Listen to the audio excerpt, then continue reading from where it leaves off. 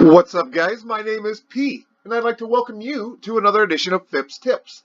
In today's episode, we're going to take a look at the overall market. We're going to check out its top performers. We'll have a look at the day's biggest winners and the biggest losers. A few news articles to go over today, guys. IOTA making some headlines as it pushes to get into the AI sector, making your car drive by itself. I'd love to see that one day. We'll get into that here in a few. And our next article of the day, guys, Eric Voorhees, the CEO of Shift, yesterday had a interesting discussion with Peter Schiff, the well-known Bitcoin bear, at the Soho Forum in New York City. Each having their own little discussion while they debated. We will see what that's all about. And then, guys, we're going to wrap it all up with our daily dose of technical analysis of Bitcoin. You guys stay right there. And actually, before we get started with this video, guys, if you are new around here, hit that subscribe button, as I try to post a video every single day, Monday through Friday. And if you are not new around here and are a returning viewer, hit that like button, guys. We will get this Tuesday started properly. Stick around, guys. We got a lot to cover.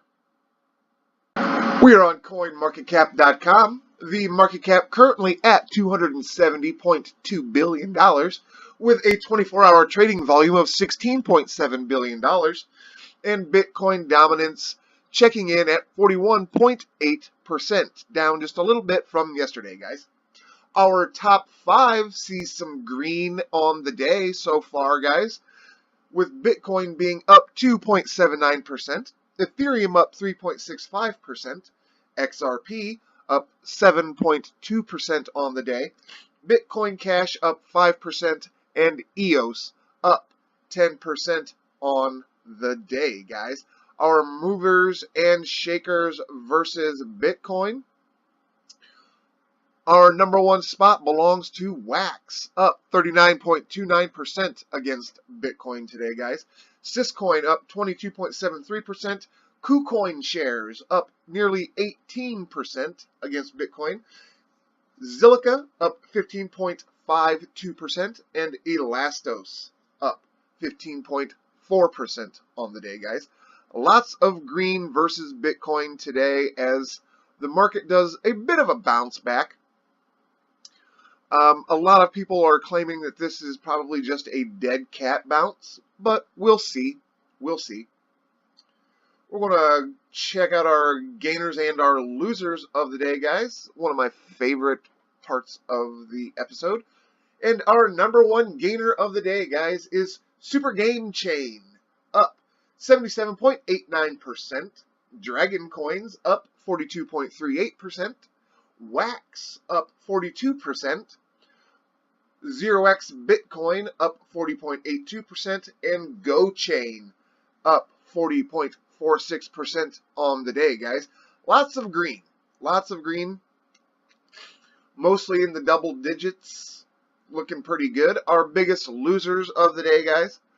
Pure taking the number one spot, down 49.3%. Tezos down 47.89%. And Tezos, guys, if you guys haven't seen it, the wallet that they produce, really, really cool. Zippy down 23.84%. Naviaddress down 22.8%. And rounding out the top five biggest losers of the day, guys, United Bitcoin down 20.62% on the day. So that's going to do it for our gainers and losers, guys. We're going to jump right on into our news article of the day with IOTA pushing into the AI sector and self-driving cars. Stick around, some exciting news there. IOTA, or the Internet of Things, continues pushing its self-driving cars with its latest appointment. The IOTA's foundation newest hire demonstrates its commitment to applying its Tangle technology to transportation. Dr. Klaus Schaff, comes to the foundation after 30 years with Volkswagen, most recently in its group digitalization team, which was founded by Johan Jungwirth, a supervisory board member of IOTA. Schiff spearheaded Volkswagen's investigation of how blockchain technology might be used in cars, which is where he first encountered IOTA. IOTA, which describes itself as the first distributed ledger specifically designed for Internet of Things, has zeroed in on the much-anticipated change in the automotive industry.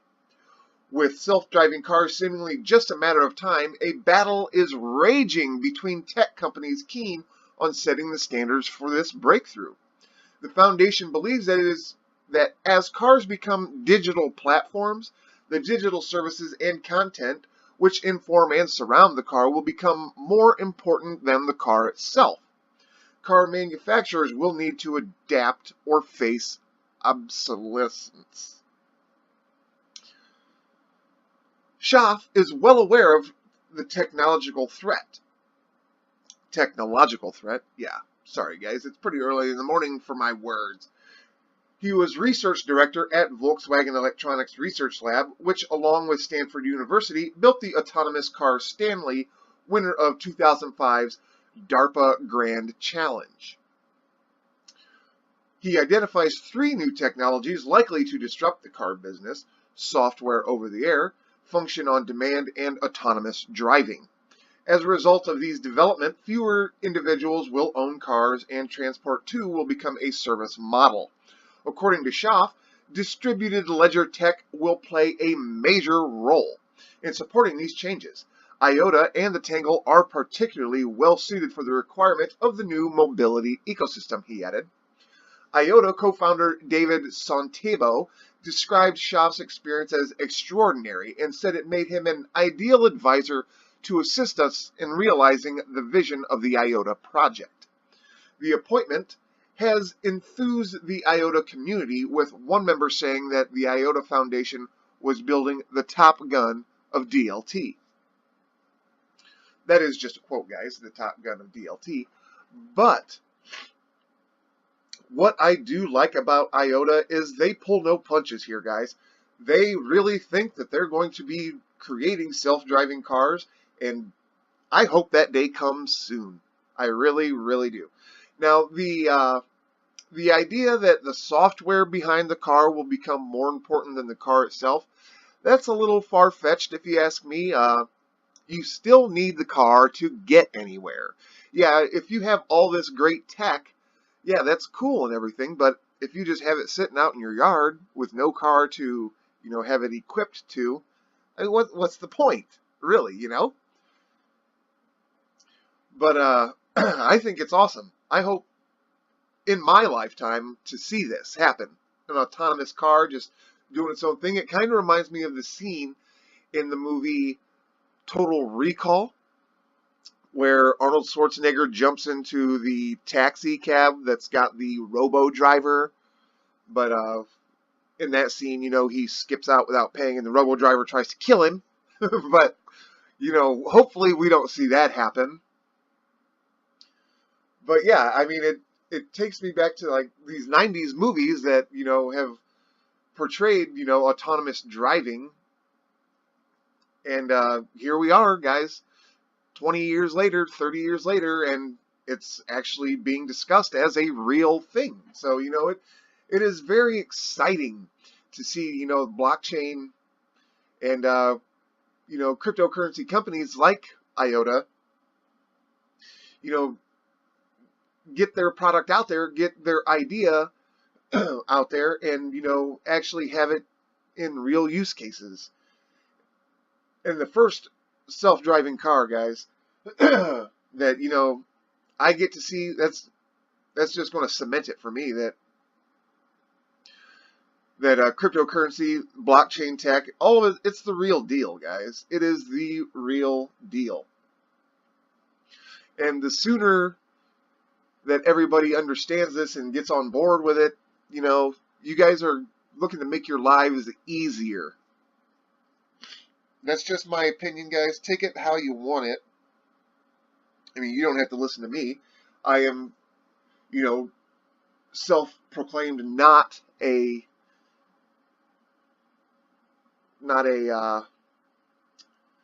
what's the word I'm looking for? I'm brain farting here right now, guys. I'm not a professional, and you know,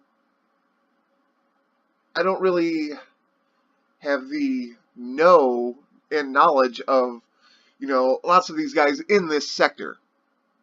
I read the news every day, and I try to bring you some important news that I find, guys.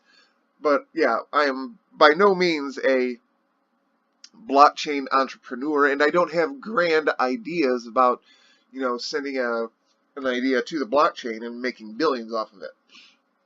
But what I do know, guys, is when I see a good idea, I know a good idea when I see one. We'll just leave it at that. But drop me a comment down in the comment section, guys. Let me know what you think. Are you excited as I am about self-driving cars, or just the whole Internet of Things is fascinating to me, guys. When my toaster can talk to my TV or my cell phone, or my car can, talk to my dishwasher, and it's all working in tandem together, guys. That's a fascinating idea. It also leads to, the kind of whole Skynet thing, but, that's a little doom and gloom on this day, and we don't really want doom and gloom today, guys. So yeah, drop me a comment down in the comment section, guys. Let me know what you think about IOTA and what they're planning on doing with their autonomous vehicles. I'd love to hear your thoughts about it. We're going to move on to our next news article, guys. Stay right there. Our next news article, guys, brought to you by Coindesk.com. Eric Voorhees versus Schiff. Bulls meets bears at a New York Bitcoin debate. A debate between an infamous Bitcoin detractor and one of cryptocurrency's most well-known entrepreneurs made sparks fly in New York City yesterday. Hosted by the Soho Forum, a monthly Manhattan debate series, the event saw Eric Voorhees, the CEO of exchange service Scapeshift, argue the government-backed monies will eventually be replaced by Bitcoin and blockchain innovations. The world's largest cryptocurrency, he said, just needs a gradual adoption to eventually triumph. However, the debate was far from one-sided showcase. There, to represent the opposition, Peter Schiff provided more than a healthy dose of skepticism. Perhaps most damningly, he argued people are not currently buying into Bitcoin or other cryptocurrencies to use them. They're here to get rich, he said. The Economist said that Bitcoin is primarily seen as a speculative asset. Moreover, even people who do plan to use Bitcoin cannot do so easily. Bitcoin is not, at present, a reliable store of value, he continued. Schiff pointed out that the price of Bitcoin can change hour to hour, which makes it difficult for people to price goods or negotiate contracts using the cryptocurrency. The biggest problem with Bitcoin, and why it can never be used as money, is because currency has to be a reliable store of value, not just a medium of exchange, he continued. Voorhees did not see market fluctuations as an issue. He told the crowd, and was quoted as saying, "I remember when it was a big deal when Bitcoin moved 50%. Today, it's a big deal when it moves 10%. And I think in a few years, it will be a big deal when it moves 2 to 3%. While Bitcoin is volatile today, I think this problem is self-correcting." Still, the event did see both provocateurs find common ground. Schiff, for example, doesn't believe in fiat currency. The fiat system, he is quoted as saying, that we have now is not going to work, but replacing fiat currency with digital currency is not an improvement. Another subject discussed was whether Bitcoin can become a store of value to rival precious metals. Excuse me, guys.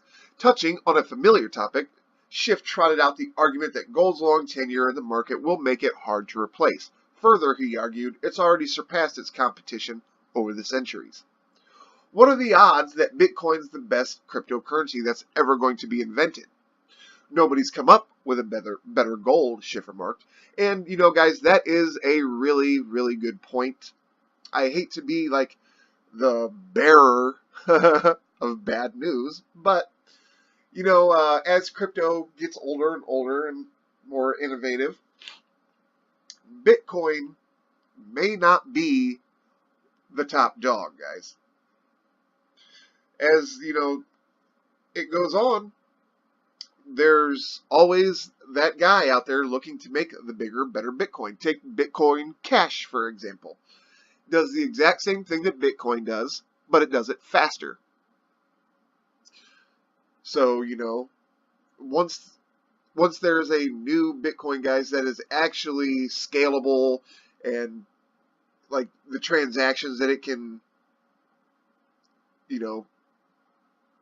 do is in the upwards of hundreds of thousands, we'll see the original Bitcoin get laid to rest.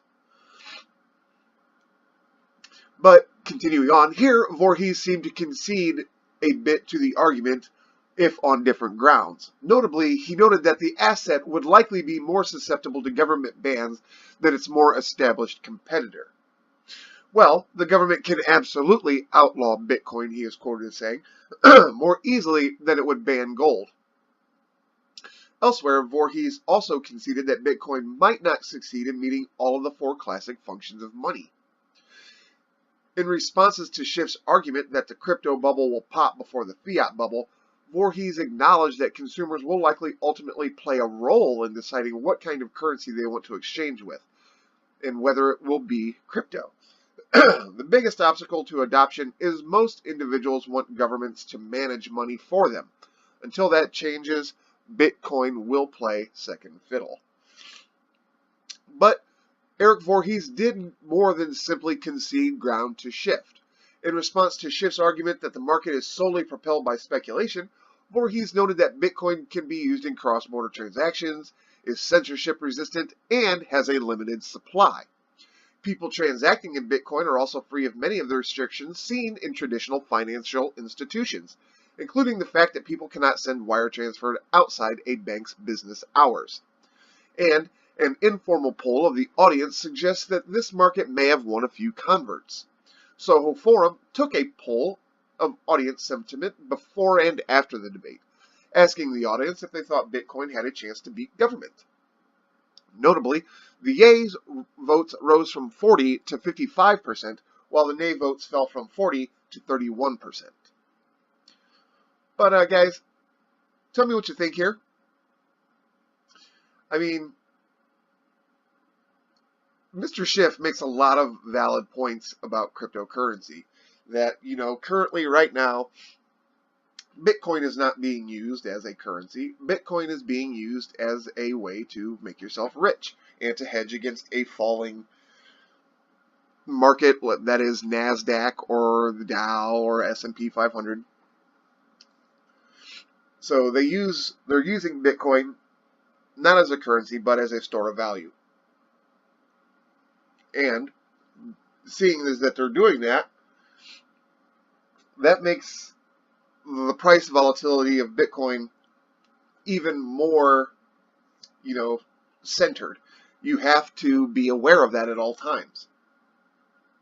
As most people are, if you're watching the charts on a daily basis like I do, you can see that the price fluctuation of Bitcoin is running rampant. The last week, we saw the price jump $1,000. So, it's kind of wild, guys, that, that as a store of value, Bitcoin currently, guys, it's not the greatest. For a store of value, in my opinion, guys, you want like the altcoins that are, time tested to hold their value very well.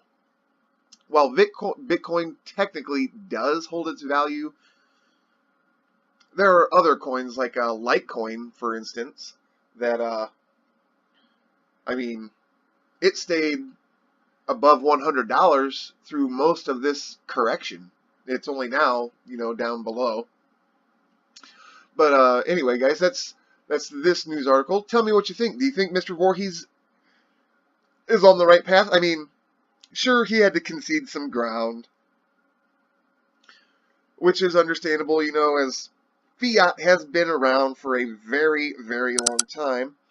And, you know, it's going to take more than, you know, a few little cryptos to dethrone the king currently. That's just something we're going to have to keep an eye on, guys. Let me know what you think down in the comment section. Do you agree with Eric Voorhees that cryptocurrency will be where we're at in the next 10 years? Or do you think that Peter Schiff is correct and that, you know, while he is not a fan of fiat money, cryptocurrency may not be the correct path? We'll see. We'll see. Let me know down in the comment section, guys. We're going to move on into our technical analysis here. Stay tuned. And here we are, guys, on the Bitcoin versus US dollar 4-hour scale using the Bitfinex exchange information. And guys, I've kept up all our drawing tools and indicators that we used in yesterday's video. And you know how I was talking yesterday about how the 100-hour moving average was acting as a line of resistance for Bitcoin, and that we needed some high volume upside buying to really make that a line of support? Well, guys, as soon as I finished that video and was editing it, look at this. Boom, that huge green spike. That actually took us, if we're looking at our RSI right now, it took us into an oversold, or I'm sorry, not an oversold, an overbought area. And it trended that way for a few hours before correcting a bit back down into its normal trading zone. Now, what we're probably going to see here, guys, if this is any indicator, now what we saw a few months ago, like back in May, when we were on that sharp down decline right here, this area, this part right here, we saw that huge spike, and then we moved all the way up to around the 9K range. And actually, that was back here, I'm sorry. Back here in April when we saw the big jump. When we were right around the 6K range. Yeah, and then we just moved all the way up into like the 9K range, right through here. This seems very reminiscent of what we're seeing here, guys. You see like the big jump, and then we had some sideways movement, a little bit of spiking, but nothing major, and then boom, up, and again sideways, and then up, and then we saw the drop, and you know, it's history. Now, we're correcting from this all the way down. And now what we're seeing here, guys, is almost the same thing. We saw a big spike in volume, followed by some sideways consolidation, then another big spike in volume. And what do we see, guys? We're currently consolidating sideways. So we could assume, now assuming is never like the smartest thing to do, especially in crypto, because you know you don't want to try to predict what this market does, guys.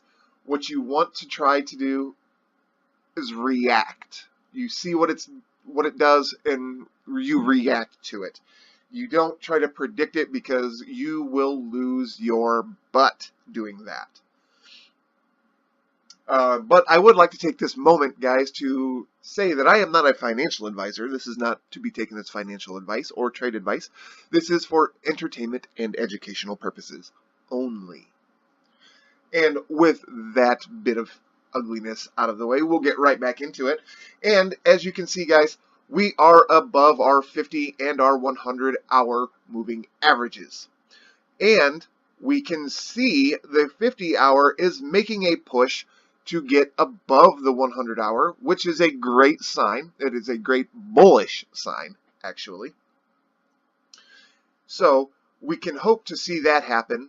And as it does, guys, that'll be one of our first hurdles The next will be to get this 50-hour average above the 200-hour average.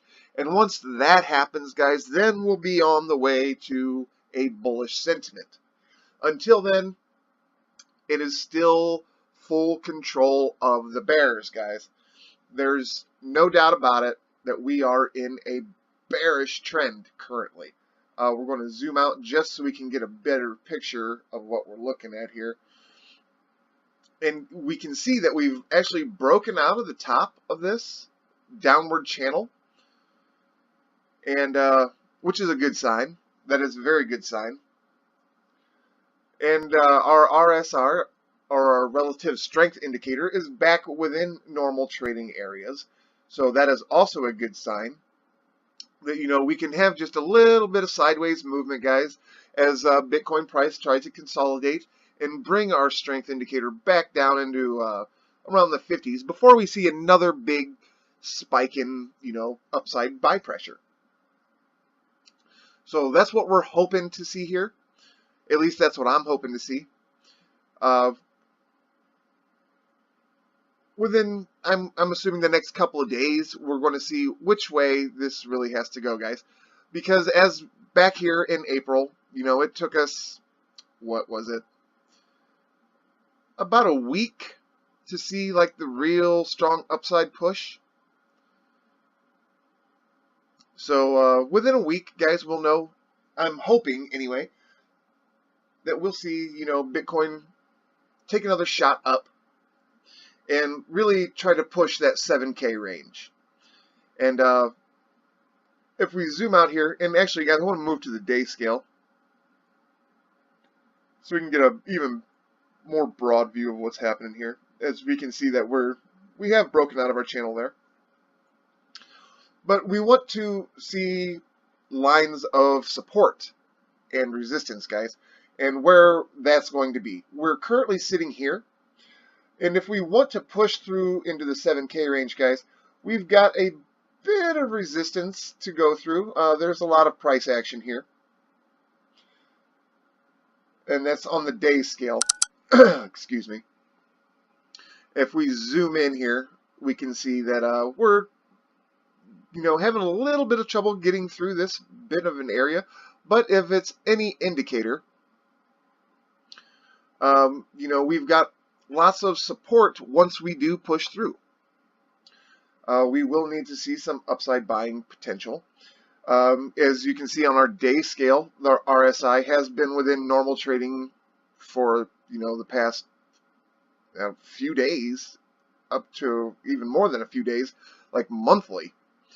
We dipped down a little bit here around the 13th of June, but we're currently, guys, on the day scale anyway, looking fantastic. We can have a big buy and still be within normal buying and trading ranges. So we'll just have to see what goes on with the Bitcoin. And until then, guys, we are just on a wait and see type of pattern, as always, when it comes to this cryptocurrency. But for the moment, guys, it feels like we do have a bit of a shift in trend, and we may be seeing some upside pressure. So let's just keep our fingers crossed there. But guys, that's going to do it for the video today. If you're still with me after all this time, hit that subscribe button. I'm going to try to post a video for you guys every single day, Monday through Friday.